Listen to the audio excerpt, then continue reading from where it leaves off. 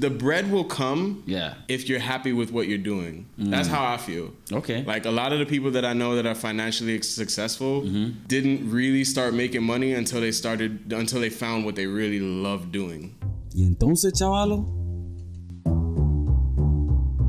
From Cafeteria Film Studios in Miami, Florida, Fresher Fresh presents Que Bola, where we talk to various movers and hustlers in South Florida who are popping off and succeeding, and in the process, how they're influencing the 305 culture. My name is Darwin Figueroa, and I am your host. I hope you enjoy this, and let's get into it, all right? Listo.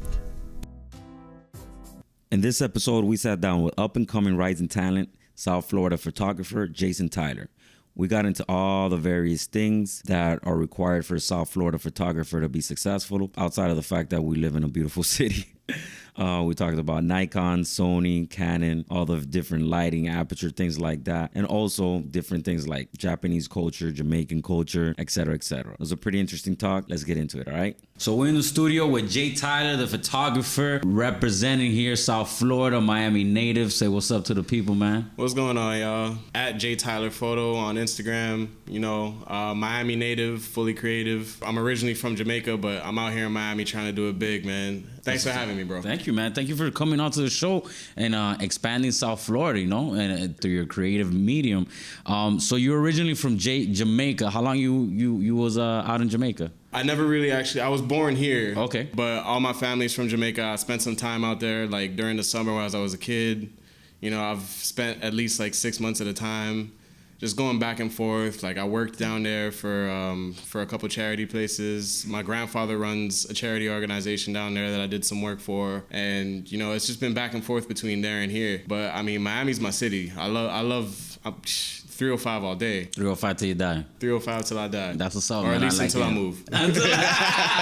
move. Or at least until I move. Nah, even when you move, you gotta rep that 305. All dog. day, all day. I know a lot of people that when they move South Florida, they even become more of South Floridians because they outside of South Florida. It's like they rep Miami even harder than they would ever rep when they were here locally. Yeah, you know what I'm like saying? you see people move from here to like New York and like, you wearing a Dolphins jersey? Like you never wore a Dolphins jersey when you were in Florida. What's wrong with you? All of a sudden, it's like Dolphins every day, every Sunday and shit. You rocking Heat shit everywhere. And like, Miami. Yeah, So- Miami's popping right now, man. What part of Miami you grew up in? Kendall. All right. Shout out to Kendall, West Kendall. Yeah, West Kendall. What's up? What high school you went to? Miami Sunset. Okay. That's what's up, yo. So, yeah, a couple of my cousins was on the team, the soccer team that won nationals 2 years in a row. Okay. And then I was like, oh, I'm gonna go to Sunset. I'm gonna go play soccer. I got there, like we were just trash after that. I was All right. I was so sad about it, but I still played ball for them for a little while. I stopped playing ball because I broke both of my ankles, so it was out of the question for me. But now I'm into the creative stuff, man, and like Were you creative when you were in high school, or did you like stumble into it? Is it like all right. So it was kind of something that was always like it was always there, but I never really invested in it. Like I always wanted to be an athletic. Originally when I was growing up, you want to be an athlete? Yeah, I always wanted to be athletic and be an athlete, and I wanted to play soccer. I wanted to play basketball, like whatever I could do that was like active. You know what I mean? But after so many injuries, I just came to the realization I was like, this is not gonna last forever, bro. Yeah. I need to build something that's gonna last even after I'm gone. And that's what I love about the creative stuff is that you're creating something that's gonna last even after you're not here. People are gonna be seeing my photos long after I'm dead and gone. I mean, even if it's not on the level of like Basquiat or, you know, artists who are forever immortalized, it's something that I leave behind, you know what I mean? So you look at it as a legacy type thing. Yeah. Okay. And just creating a name for myself and making myself recognizable, you know what I mean? And when did you decide to go full time with the photography? I'm not really full-time yet. Okay. Like I still have my day job. Okay. But I'm looking to go full-time in the next year. All right. So I have a studio out in Wynwood that I'm thinking of working with. So I'm gonna rent out studio space, and I kind of want to just build myself in Wynwood, in that area where all of the creatives are getting together and, you know, doing their thing. So in the next year or so, I want to transition into it. Transition in, like out of the day job stuff. Like at the end of the day, I still got to pay bills, but the photography thing is picking up now enough to the point where I can say, all right, I could probably float myself for, you know, 6 months, 8 months just off of the clients that I have now. So if I keep building, eventually I'll be able to say, you know, I can do it on my own now. But right now is kind of especially right now in the rainy season, like during the summer, it's kind of low. But then it's not that many beautiful days to shoot. Yeah, and then it picks up, towards the fall. You got like graduations, you got people celebrating weddings, Thanksgiving, and weddings, Christmas. Like that holiday season is always big for photographers. You finding work all the time. I got work during that time of the year. I got work falling out my back pocket. You know what I'm saying? That's what's up. How did you start? Like, how did the evolution of your photography actually begin? So I started taking photos in high school after I got injured for the first time. I picked up my senior year of high school. I picked up a film photography class. And it was just like, at the beginning, it was just kind of an elective for me. I was like, all right, I need an easy elective, easy A, whatever. And then I got into the class, and my teacher at the time was just so like good at teaching the skills for photography. I fell in love with it. Like I fell in love with film, going into the darkroom, developing my own photos. And like, I kind of loved like the critique of it. My teacher used to be like, "Oh, this photo is garbage, but I see what you were trying," and I would be like, it would just challenge me. It's just like, "Yo, I need to go out and take something better. I need her to praise me." You know what I'm saying? So you're chasing the teacher's praise at first initially. Yeah, at first, and now I recently went back to high school. She doesn't teach at my same high school anymore. I met the photography teacher that's there now. He's a really cool dude, and he put me on. She actually moved out to Philadelphia, so I mean, I have family out in Philly, so I'm probably gonna go visit. I sent her an email, and I was like, "Oh, I'm coming to Philly, at the end of the year to go visit my family for the holidays. I want you to see some of my work." And she was like, "It's probably still garbage," and I was like, "Ah." That's so crazy. She's wild, but I love her to death. Like my favorite teacher of all time. It's probably still garbage. Don't send me that. You're wasting my inbox space. You're wasting my time. Like I got my own website now. I'm doing all this stuff with photography, and she's like, it's probably still. What's your website? JasonTylerPhoto.co. JasonTylerPhoto.co. Yeah. All right. So you said you're looking for a space out in Wynwood. What's that experience been like? I know like right now I talk to a lot of artists, and the reason I bring it up is because a lot of them been telling me that it's really tough to find like a space to work on their craft and their medium now, especially in Wynwood, because like prices has just skyrocketed. The pricing out there is the one that's the one that's keeping everybody out. But a big part of what's gotten me to like the level that I'm at is using my connections and being able to connect with people. So, I met you at one of the photo meetups, and that's how we created this connection. We ended up doing this whole podcast, and then I've been hosting a couple of photo meetups myself. And I met somebody that has a studio already in Wynwood. It's called HGAB Studios, HGAB, and I hit him up on Instagram the other day, and I was like, listen, I would love to collaborate, see if we can work together on how, like, he has the studio space. He doesn't do so much of the photography himself, but he rents it out to other photographers. So I want to kind of discuss maybe, anytime I need studio space, I can just rent it out from him. And it's a connection that I made through doing what I love to do. Kind of like a photography WeWork type thing. Yeah, exactly. So, cool. And I'm actually looking to host another meetup at that studio to get, it's kind of like going to be more of like a class.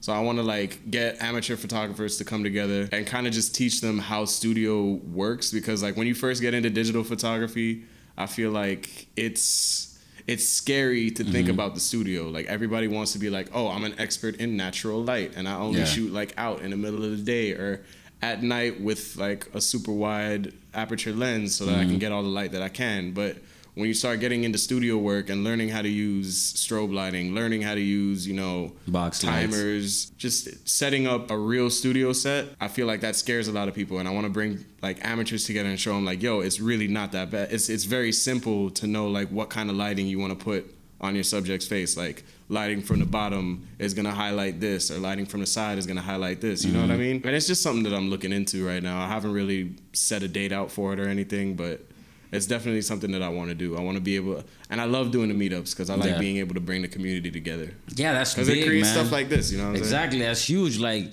Doing meetups, I'll definitely go to that meetup because I need some photography skill help, bro. Because I'm trying to, like, I met you that day. I was, I'm trying to jump in the photography world, doing the multimedia production. I want to be able to at least handle my own when it comes to holding the camera and being behind the camera. Not necessarily being an expert, you know what I'm saying, but at least be able to do certain things with the camera. You know what I'm saying? Yeah, I get you on that. And like I'm the type of dude that like I got my hands in everything right now. Like I'm doing property management. Okay. I work at a restaurant. I used to be a mechanic for 5 years. Wow. Like, I try my hand at everything because I want to, like, when I first got into the working world, I was like, all right, I have no idea what kind of job is going to make me happy for the rest of my life. So let me just try everything. Fuck it. That's an interesting approach. So you originally went into work looking for happiness, not looking for bread? Because I mean, the vast majority of entrepreneurs, the bread will come. Yeah. If you're happy with what you're doing. That's how I feel. Okay. Like a lot of the people that I know that are financially successful didn't really start making money until they found what they really loved doing. Okay. And then like when I found photography, that's when I started like putting my hands out in different places, and now I got money coming in from a bunch of different sources. Yeah. So I'm like, all right, I see the logic behind it. And like now that's like my creed now. Yeah. You're never gonna find you could have all the financial wealth in the world but still be unhappy on a day-to-day basis. I agree with you 100% there, man. And then you got the dudes that's like, I'd rather cry in a Porsche than in a Honda Civic. But it's like, I don't know about that. I don't know about that, man. Like, at the end of the day, I don't know. Like, you're still crying. Exactly. You know what I'm saying? Exactly. Like, why you even thinking about where you want to cry? Exactly. Like, you shouldn't even think about where you want to cry. You shouldn't just try to not cry. Dog. Exactly. Exactly. That's my whole thing. I'm defeating the cry before it even happens. Don't even try to cry. You know what I'm saying? Exactly. Just like try to do what makes you happy. I mean, my perspective has always been one of those. I came from a situation where I was making coin, but I was miserable in the field that I was in. That's how I was as a mechanic. So like right after I got out of high school, I was like, all right, let me get a job. I'm gonna take a year off before I go to college. And try and make some bread. So I just wanted the best, piece of money I could get at the time. I was a young kid, 18, didn't know what I was doing. And my dad actually hooked me up with a job at Esserman International Acura. Okay. But I was just working as, I forget what the name of it is, but I was just one of the dudes that would like pick up your car, drive it up to upstairs, vacuum it real quick, and then drive it down to one of the mechanics. Okay. And then eventually they were like, oh, we have a position for, an opening position for somebody to just do oil changes because we're just going to start like having like one section of the shop just for oil changes. And I was like, all right, that's simple enough. I can do that. A couple years went on. I was doing that. And then by the time I knew it, they had paid for me to get my full certification as a mechanic. So I was like, I was making bread. Yeah. And I was making good money at the time. I had my own place. I had a nice car. Like I thought I was successful. I was like, yeah, this is it. I don't need to go to college. Yeah. And then like I realized I was like, damn, I hate working here. Yeah. Like it just came to a point where I was so unhappy with what I was doing, like the day-to-day, like just physical labor and like just doing the same crank a wrench here, do the same thing over and over again. It was so methodical that like I couldn't find happiness in it. So I gave that up. And on top of that, like I blew my back out doing a tire rotation on this Jeep that had like these big ass tires. Yeah. So like I took the tire off and my back just like, and I was like, oh, all right, yeah, time to put down the mechanic thing. Yeah. No, I mean I seen those Jeeps with those big ass tires. There, a lot of Jeeps in South Florida have those big ass tires. They weigh they weigh a decent amount, bro. Yeah, man. Mudding shit. So you had an injury and that basically led to you like saying, all right, I need to do something else. Yeah. So I got out of the mechanic world, and then I started college at the next year at Full Sail University. Okay. I'm still going there now. I'll graduate this year with my bachelor's. All right. So I started going to Full Sail, and they were offering this like multimedia job, and I was still like into the photography at the time. Like it had carried out throughout high school. Yeah. And I took like one film class at FIU, but I hated the teacher. Okay. But like I was still doing it here and there, but kind of just as a hobby. When I went to Full Sail, I started my degree in multimedia. So I was like, all right, if I'm gonna really take this seriously, I'm just gonna spend a little bit of bread and buy myself like a professional camera setup and just start like, so I can do it for school. Like originally it was for school. Going hard. And then like the more I looked around, I was like, all right, wait, everybody and their mama is doing photography, and there's a couple of dudes that I know making bread off of it. Let me try this out for myself. Yeah. So I did a couple of photo shoots, last year for Miami Swim Week. Okay. And I was working with one of my homeboys who had he was starting his own swimwear brand. I was just like, I was in love with the idea of it. Like, I loved everything that I was doing. I was like, oh, I get to go to these exotic places. I meet like all of these people who are billionaires. Like, I met some people who should honestly be on Forbes. Yeah. That I'm like, wow, like I'm surrounded by so much money and I'm surrounded by like all of these crazy things that are happening around me. I was like, photography is what brought me here. So I was like, it's like, I felt like that was the right path for me at the time. And I feel you. Now I'm just I'm just going along with the same path. With the photography. And when you started shooting, so you started shooting what, like portraits? Yeah. Was that the first thing you learned how to shoot? Well, if you if you go on my page, you can really see like the evolution of me as a photographer. Okay. Originally, I was doing a lot of street photography, so I would just take like, it was my curiosity. Like I wanted to learn everything about, like, I bought my first full frame camera and I was like, all right, I want to learn everything about how this works. I bought like 2 or 3 lenses and I was like, all right, I'm just going to go out. I don't care what I'm doing. As soon as I have a day off, I'm just going to go out and take pictures like in the streets. And a lot of it is like architecture, buildings, random people on the street. And a lot of like, I feel like still that's a lot of my best work to this day. And then eventually I started getting into, because I had my friend with the swimwear brand, I started getting into swimwear. Started meeting a couple of models. I did photo shoots with a couple of models, and I was like, all right. And then at the time, I think my following on Instagram was like 600 people. And when I started doing the models, it went from like 600 to like $5,000 in like the span of like 2 or 3 months. And I was like, okay, this is where it's at then. Yeah. The models, shooting the models. I was like, all right, I see it now. That's what's up, man. I like a lot of your photography with the different looks, different colors. Yeah, I like to colorful. play around. All right, so like if you look at a lot of photographers on Instagram, right, they have like this one like color palette. Like if you look at their profile on the grid, it's just like really all the colors are very similar. They have the same sort of looks.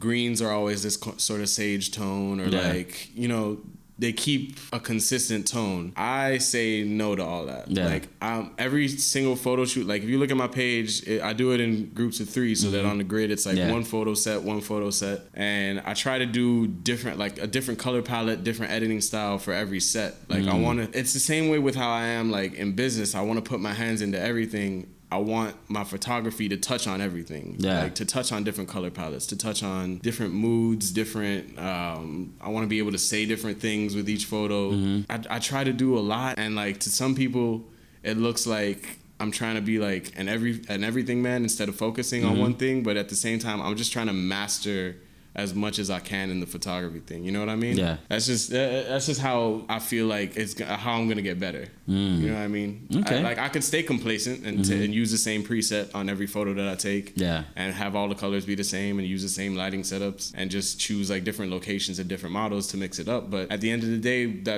I feel like that just puts me in a box. And that's what made me unhappy about being a mechanic in the first place, was I was put in a box and I was doing the same thing all the time. So it didn't challenge your creativity, basically. Exactly. That's how I feel about it. And do you feel that, being that you're located here in South Florida, in Miami, do you feel that gives you like an advantage over a lot more photographers that are like based in places that aren't as beautiful, or doesn't have the access to as many beautiful models? Well, there's an abundance of those. Yeah, that's the thing. You know in Miami, everybody's a model. Yeah. Everybody's a model. You could model clothes if you wanted to. I could model clothes if I wanted to. Yeah. I mean, like everybody. Miami prides itself on the superficial, and like a lot of people hate that. Yeah. A lot of people that move here, like I just met somebody the other day that moved here from Philly. Yeah. And a lot of people from other places, they come here and like, why is everybody so superficial? Like everybody just wants to be like, they want to look like a celebrity. Yeah. I fall prey to that myself. Like I got like the jewelry and like shit like that. But like at the end of the day, Miami is, although it's never been recognized as such. Yeah. Miami is a staple in fashion, I feel like. Yeah. Everybody here is in tune with like local fashion trends. Yeah. And everybody's trying to like, you got the hype beasts who are getting every sneaker as it comes out. Yeah. Then you got swimwear brands. Yeah. Then you got, celebrities who's bringing all sorts of fashion from like major designers down here to South Florida. I mean, I'm saying in the next maybe 5 or 6 years or so, Miami's gonna be one of those places where you're gonna have. I mean, obviously you have Swim Week, you have Fashion Week, but Miami's gonna be a staple in like fashion culture. Okay. Like top tier. Kind of like it became in the art scene with Art Basel and things like that. Exactly. Look for fashion to be, one of the major things as a part of our culture in Miami. I mean, fashion's always been a thing in South Florida. It's always been like a big thing, but it's never been like high fashion. That's the thing. Miami's not about high fashion. It's about fashion. I'm telling you, bro. Expect it to come here. To start going into the high fashion. Yeah, man. Expect it to come here. I'm saying you got designers looking at all sorts of things that come from Miami. Like a big trend that came out in the past couple of years was like print shirts with like patterns on it, with like floral patterns. Yeah. And where does that come from? That comes from like Cuban dudes with the guayaberas and shit. Like, you know what I'm saying? Yeah. And that we have a big influence in that, so I can't help but see it coming back to here. Like there's certain trends that have come out of here but never really made their way back. Yeah. But I see people looking. All sorts of people with money are looking into Miami right now. Yeah, no, I see that definitely. Everywhere that I go, I see people with capital just trying to flood South Florida, and they're just trying to figure out the lane. I was telling you earlier, I came from the apparel sourcing tech festival that they did today at the Manali this week, and it's just like it's the first annual sourcing apparel festival expo that they do here. But they brought in a lot of Asian factories with a lot of textiles and things along that nature, and they're basically trying to help the designers and anybody who wants to start a line or something in South Florida. I'm telling you, that's the first step. Yeah, that's definitely the first step. The sourcing. That's the first step into making a major leap into the fashion industry.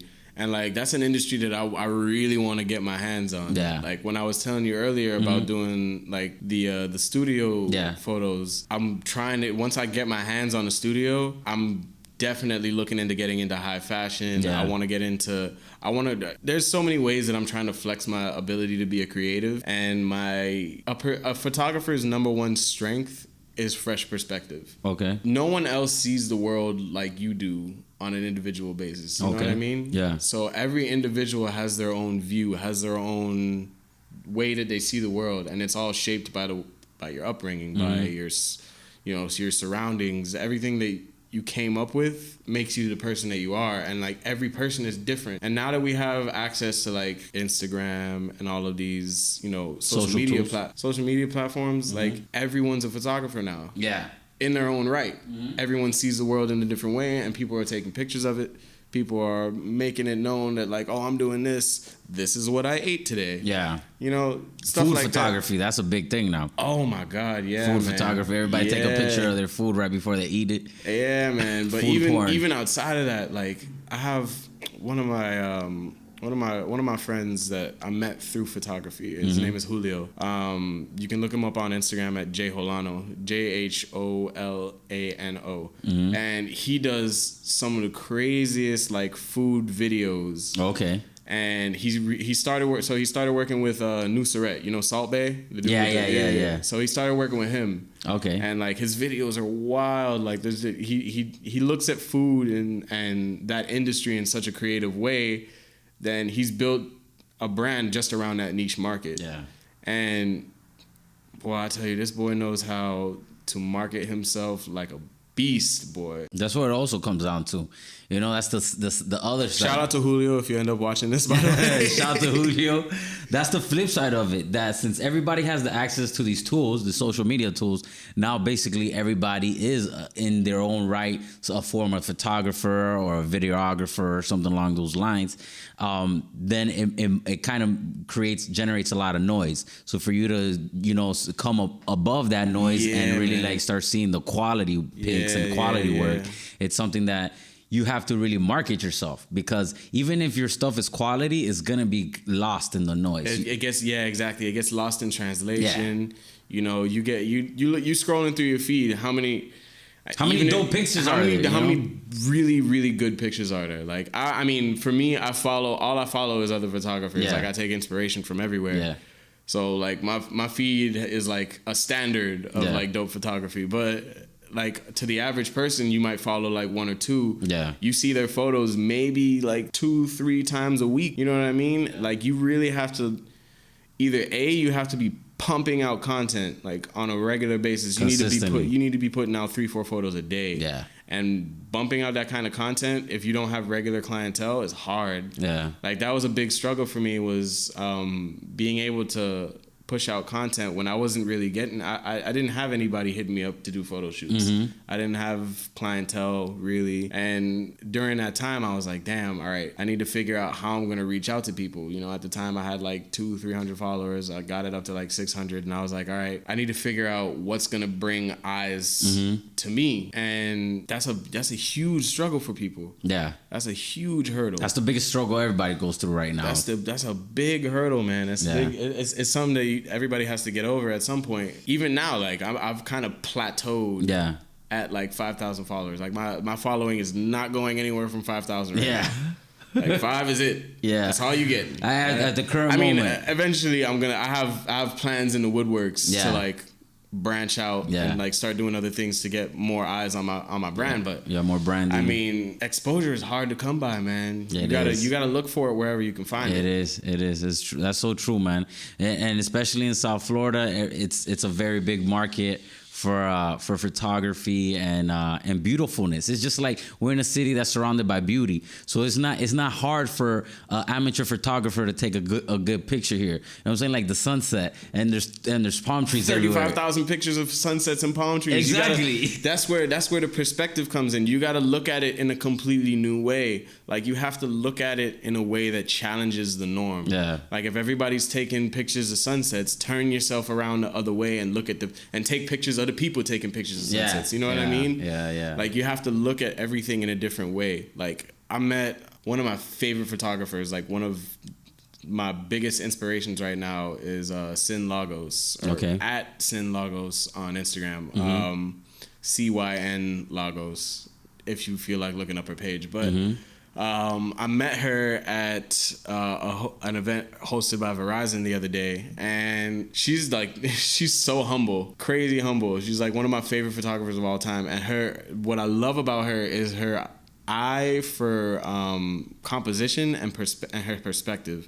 Her perspective is unlike anything I've seen in Miami. Like, if you go through her page right now, it's pictures of like stuff that you've seen every day, like even stuff here in Little Havana that you've seen on an everyday basis, but the way that she frames it and the way that she makes it look makes it like wild. Yeah, it pops. It pops, and it makes it. I know one of her photos immediately as I see it. Yeah. And that's so crazy to me. Like, that's one of my biggest inspirations, is I want to be able to have my photos recognized immediately. Like, so as soon as somebody sees them, they want to be like, "Oh, that's a JT photo." Yeah, exactly. That's as soon as somebody sees my stuff, I want them to be like, "Yo, that's a Jay Tyler flick. I know that." Like, I want people to look at my stuff and be like, "Yep, I know who took this." That's what's up, man. That's a good goal to have. You know, you gotta have those kind of goals, because if you put those goals ahead of you, you're definitely gonna hit them. You know what I'm saying? Yeah. You're always looking at the same goals over and over. That's something that you're 100%. Reaching towards. And so you said your family grew up here from Jamaica, right? All right, so like all of my family is from Jamaica. My dad grew up in Port Antonio. My mom is from Canada, but she was born in Canada, but her family is from Jamaica. So she was only born there because they were there briefly. At the time that she was born, you know what I mean? So my dad came here to go to school. So my dad used to work at a hotel in Jamaica. One day, my grandfather just told him, "Look, you're done working at this hotel. It's time to go to college. Yeah. I'm sending you off to America." And he was like, "All right, cool." And he went to University of Houston. He pledged Omega Psi Phi, you know, same fraternity as Michael Jordan. Nice. Same fraternity as Shek. I met Shek through my dad because they're frat brothers. Sweet. And, you know, in 2006 when Shaq was playing for us and we won the championships, I was floor seats every home game. Sweet. That's what's up. That was wild for me. And, you know, my family is like my biggest support. Okay. That's my biggest support group. Like, they tatted right here. Yeah. JH. That's everybody's initials in my family. We're all JH. Me, my brother, my sister, my mom, my dad. And I wouldn't have any of this if it wasn't for them. They bought me my first camera, you know. So they definitely support you. That's what I was getting at. Yeah, that's my biggest form of support. And you know, even today I spoke with another photographer from Jamaica who's, you know, he's got like a really heavy, well, not so much a heavy following, but he has like a really heavy like he's always working. He's got work always. Okay. And he was looking for somebody to do an internship with him to maybe take some work off of his hands. And I was like, all right, you know, I can always accept more work, even if it's like, I mean, it's corporate stuff, you know, corporate events and stuff like that, but it's work at the end of the day, and it's money to be made. And I mean, even if I'm looking for happiness in my ability to say, you know, I'm happy with what I do, I still need to make bread. Yeah, no, I feel you 100% on that. And, you know, my family put me in with that. And my dad is always looking for ways to help you out, to put me in positions where I get more exposure to different things. That's what's up, man. Yeah. That's what's up. I'm glad to hear that your family's been able to support you and has your back. You know, a lot of people don't have that kind of support and that kind of opportunity that they're blessed with. Does that Jamaican inspiration come across in your photography, or what's good? Yeah, man. All right, if you look at the last photo on my page, there's this one. All right, this was such a passion project for me too. There's this one photo that every single Jamaican household has in their house. Okay. Everybody, and it's of this model, and she's coming out of. There's an area in Jamaica that we call Blue Hole. Okay. So she's coming out from like this lake, and her shirt's wet, and you can see everything. Yeah. And the shirt says Jamaica. It's a pink shirt. It says Jamaica. I think I've seen that picture. Anybody who watches this podcast and is from Jamaica knows exactly what picture I'm talking about. Okay. And if you look at the last picture on my page, you know, the girl with the honey shirt. Yeah. That's where I got the inspiration for that picture, where she's coming out of the water and like the shirt's wet. You can see everything. Yeah, that's where I got the inspiration for that picture. If you look in the comments, even one of my homeboys from Jamaica commented on it. He's like, I know exactly where you got this from. That's what's up, man. And I love being from Jamaica. Like, I love that culture. I love that being a part of who I am. The rude boy culture. Rude boy, bad man things in. That's what's up, man. I grew up in South Florida, so I grew up with shitload of Jamaicans, a lot of West Indians, a lot of Trinidadians. One of my best friends, DJ Quicks, he's from Antigua. You know what I'm saying? It's like, so a lot of good acquaintances that I met from the islands, you know. So there's a lot of that inspiration in people who do creative works in South Florida, because you mix all these cultures together. So do you have any other cultures that you get some inspiration from? I mean, listen, if you in Miami, there's no way that you're not gonna take any inspiration from Hispanic culture. Like, it's a given. Yeah. If you in Miami, there's some Hispanic in you. Like, I go anywhere I go in the United States that's not South Florida, everybody automatically assumes I'm Dominican. Yeah. 100%. That's funny. 100%, bro. I can't escape it. Pero loco. They all think you un loco. Everybody thinks I'm from Dominican Republic. And like, I find it hilarious because I always get to hit people with that, nah. Yeah. Yo, rude boy. You know where I'm from, dog. Like, that's funny, man. You can never not get that influence here. But I mean, I take inspiration from wherever I can get it. Like, I have friends from Trinidad and Tobago as well. I have friends from the Bahamas, friends from Cali. I got friends from New York, Philly, like all over the place. And like all of those different cultures. Like, I've been around the United States. I'm not gonna say I've been around the world because I haven't been to Europe. I'm trying to take a trip to Tokyo. Yeah. Tokyo is like #1 on my list right now. All right. Because that's big in fashion and in photography and in visuals. Like, the Japanese do everything awesome. Tokyo is a visually beautiful place. Like, even like outside of Tokyo, like Shibuya and like other places in Japan. Like, Japan is just a beautiful place to be. Yeah. And a lot of the stuff that I'm into comes out of Japan. Out of Japanese culture. Yeah. That's what's up, man. So you're getting a lot of influences from all different types of walks of people here in South Florida. Oh, yeah. Yeah, That's for what's up, sure. bro. When you're looking for models, do they like hit you up? Do you hit them up? Do you like say, I want to do something with you? I want to work with you and shoot something with you? How does that work? It's kind of a mix of both. Okay. Like, if a model hits me up and I see her page and I want to work with her, yeah, of course, like, I'm always going to say yeah. But at the end of the day, there's this word now that's so popular among photographers that I hate. I can't stand it. Everybody wants to do collabs. Okay. And what models look at a collab as is, I'm going to say that I have 20K followers. Okay. And if you collaborate with me, aka shoot for free, you'll get exposure to my 20,000 followers. Okay. And to me, that's just an excuse for getting free work out of somebody. And I really can't stand that concept because what I do and what other people in my industry do, like, there's value behind it. There's real value in the images that we create and the art. You create the content.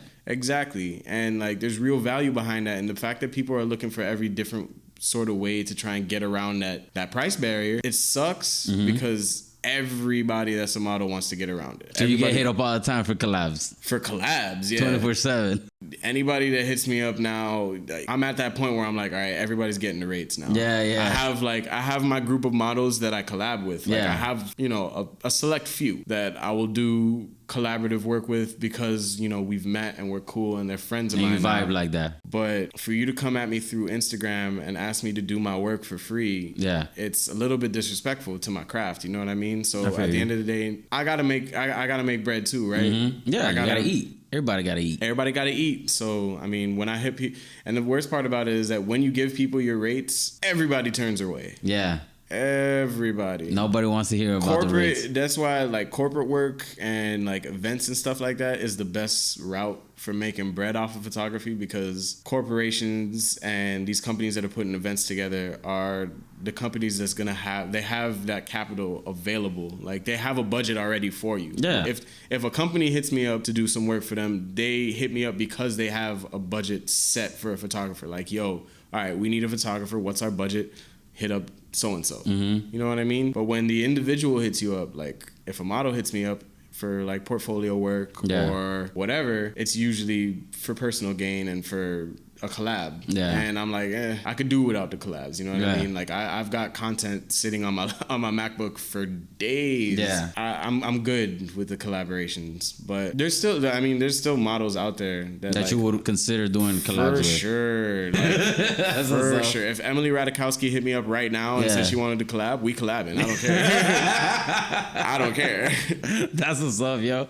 There's a select few. Like, if I love your work, like if I look at your page and I'm like, yo, I need you to model for me. Like you hot, then, you fly. It's not even on that. Like, it's more on like having a different look. Okay. Like body lines, facial features. Like the girl that I just did the shoot with the honey shirt. She's actually been a friend of mine for like 2 or 3 years, and she never really even got into the modeling stuff. But I told her, I was like, yo, you'd probably be really good at it, and you have a very unique look. And we did that shoot like on a whim, randomly, and it's some of the best content that I've put out in the last like year or so. Yeah. Like, having a unique look and having the ability to kind of like turn eyes towards you, that's what I look for in a model.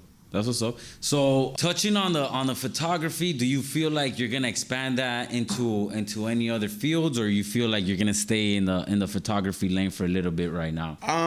No.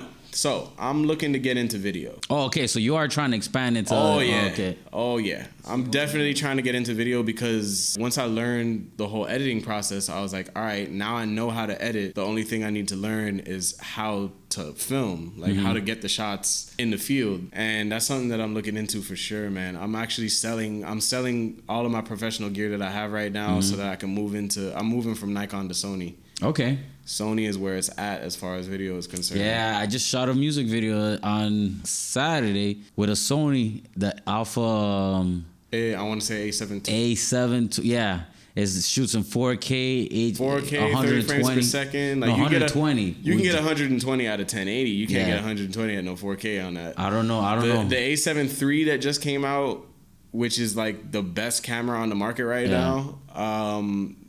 They got what, 4K, 60 frames per second, 120 frames at 1080. You know, like it's gorgeous, crystal clear. The video on that is ridiculous, and for the price range, it costs the same amount as my camera, and I can hardly get like that kind of video. I can hardly get 30 frames per second out of 4K on my camera. So I was like, all right, I'm just gonna make the move to Sony. Yeah, man, that Sony camera. Let me tell you, I don't know much about.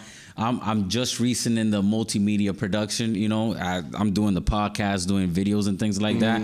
But this is my friend's equipment, and that camera, bro, out of hand, son. It made me feel like I was a professional, dude. It's so good. Yes. When I got my hands on one for the first time, like I went to when it first came out, I went to a photo studio. I was out in New York, and I went to a photo studio out there. And they were doing an event for the launch of it. I got my hands on one just to test it out, just to see how it feels in the hand. So sick, bro. It's insane. Like Sony products, as far as cameras are concerned, it's honestly like those cameras are ridiculous. Cuts up above the competition. Yeah, and I was shooting with a gimbal, so it was even better because the stabilizer was just like on point. Yeah, man. So every shot that I was making was like crisp, beautiful.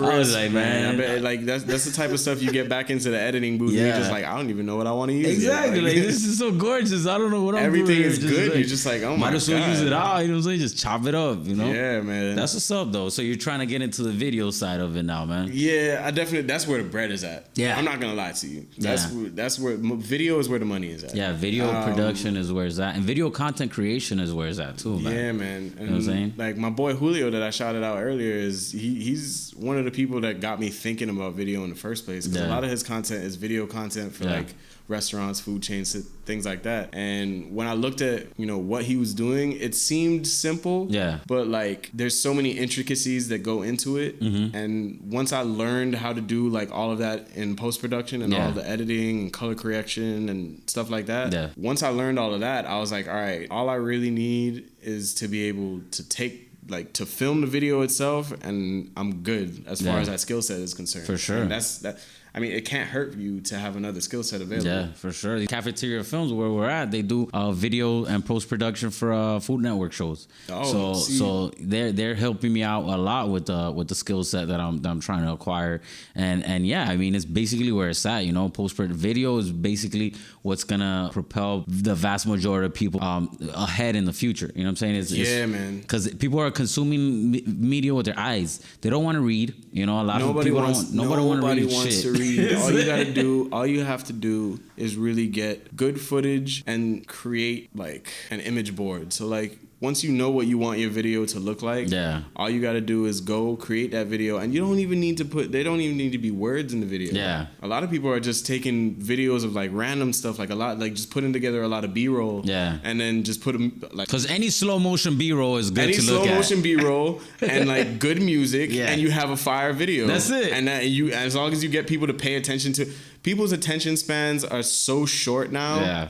So short, like it's hard. Like Instagram literally killed everybody. It creates this kind of need for you to consume content at like this massively rapid pace. Yeah. For example, if you put a video up on Instagram right now, right, a view doesn't even count unless the person viewing it viewed it for a whole 30 seconds. Damn, that's crazy. Like nothing counts unless you can get somebody's attention span for 30 seconds. And that's a long time nowadays. That's a long time for people. That's crazy to me. 30 seconds, my attention span can't even span that. Yeah. That's wild to me. That's where we're at right now. But I mean, I feel like you and me, we're in the right industry, because the content creation is where it's at, Yeah, man. I mean, I left my industry to come into content creation, multimedia production, because I saw that content creation is basically what's going to lead to the next evolution. I started off with doing lead generation, but what's the best lead generation? Content creation. Exactly. Content marketing, dude. That's the biggest part of it. And then like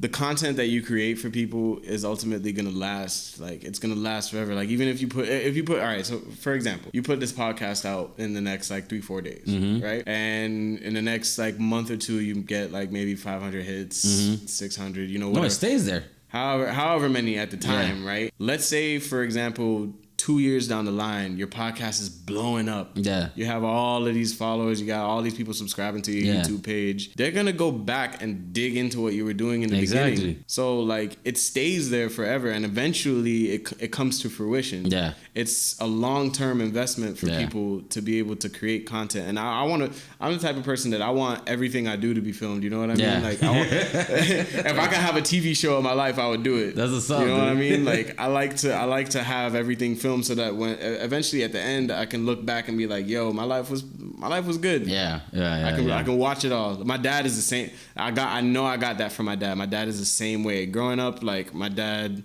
filmed every single thing. My dad was the type of dad where, like, we would have a house party and everybody be there enjoying themselves, and this nigga's just there with a camcorder the whole time. Everybody's filmed the recorded. whole thing. Like, people drunk on the floor and I have a 2 it. terabyte hard drive at my crib. Damn. That's full to the brim with old videos from when I was a kid. That's a shitload of freaking content, dog. 2 terabytes, bro. That's Shit. Insane. That's a lot of videos, That's insane. When my dad gave me the hard drive, he's like, oh, can you download this to my computer? You don't have that much space in your computer. I'm like, no, I cannot. Your computer don't have 2 terabytes of space. I'm sorry. You need another hard drive, Dad. Yeah, because you know, old heads are like completely like technologically illiterate. Like, they don't know what's going on with technology.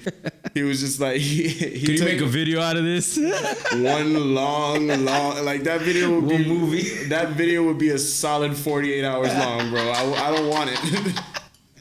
That's funny, I don't even want editing that. I don't want no part of it. That's what's up, bro. So I mean, I appreciate you swinging through Que Bola, through the podcast, man, and talking to us. If anybody wanted to reach out to you, try to get in contact with you, get you for some photo shoots or some videography or something like that, how can they reach out to you? All right, so I'm on Instagram at j.tyler.photo. You can reach out to me through there. You can reach out to me on my website. All of my contact info is on my website, jasontylerphoto.co.co. You can reach out to me, you know, if you go on my Instagram, all my contact info is on there, my personal phone number, my email, all of that. And yeah, man, thank you for having me, bro. That's what's up, bro. I appreciate you swinging through, dog, talking to us about your craft, helping out young entrepreneurs, any photographers that are out there and are just struggling or trying to think to jump into this business or into this industry. You know, go ahead and do it. You know, my man Jay Tyler over here, he's done it. You know, he's been able to parlay his skills into another craft. So if he could do it, anybody out there could really do it. You know what I'm saying? So I appreciate you giving some light to the younger generations, bro. Yeah, man, and that's something that I wanted to touch on too. If anybody out there that's watching this, you know, if you are at a job that you don't like, or if you're doing something that you feel is not what you're meant to be doing, don't be afraid to pursue what you really think is your passion in life. We're in a time right now where anything that you can possibly think of, you can make a name for yourself in it. If you want to do music, if you want to do, I mean, look at some of the dudes that are famous off rapping right now. Yeah. These are kids that were, you know, making music in their mother's basement. Yeah. And then eventually they just got on because they got the right exposure. Learn how to do what you love. And even if you have to do it for a period, like I'm still doing it at a point where I gotta have a day job just to pay the bills, but I'm doing the content creation for myself because it's what I love. Yeah. Don't be afraid to chase what you love doing, and don't be afraid to, you know, turn your passion into a hustle. That's what's up, man. Those are some good words of wisdom, bro. Thank you once again. And to all of you guys listening, thank you for listening to the Que Bola podcast. Que Bola. If you like it, feel free to subscribe, rate it, and share it with your friends. Anybody that you might know, like some podcasts or likes the topic of South Florida, entrepreneurs, anything along that nature, all right? Thank you guys for your time. Have a wonderful day. Until the next one, y'all be easy. I want to thank my guest, Jason, for coming on the show, talking to us, expressing his views, and letting us know what's good with photographers and creatives in South Florida. If you like the show, feel free to rate and subscribe and share with your friends. All right? Hasta la próxima. I'm Darwin Figueroa for Fresh Que Bola podcast. Holla at your boy when you see me in the street. All right?